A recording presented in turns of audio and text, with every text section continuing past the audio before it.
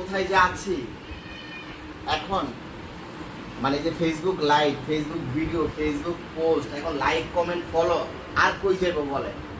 শুরু করছে ওনারা কি দেখেন, ইল্লাল্লাহর ব্যবসা শুরু করছে। ইল্লাল্লাহর ব্যবসার মধ্যে লাইক কমেন্ট ফলো নাকি এদের লাগবে, আর কিছু কোয়ার নাই ভাই আমার। বাকি এবার আপনারাই দেখেন, এই কথা শুনলে আমার চেয়ারে বইতে মন চাইতেছে, আমি এখন চেয়ার থেকে নেমে যাই, নিচে উড়ে দেখবো, হ্যাঁ নিচে উড়ে দেখবো।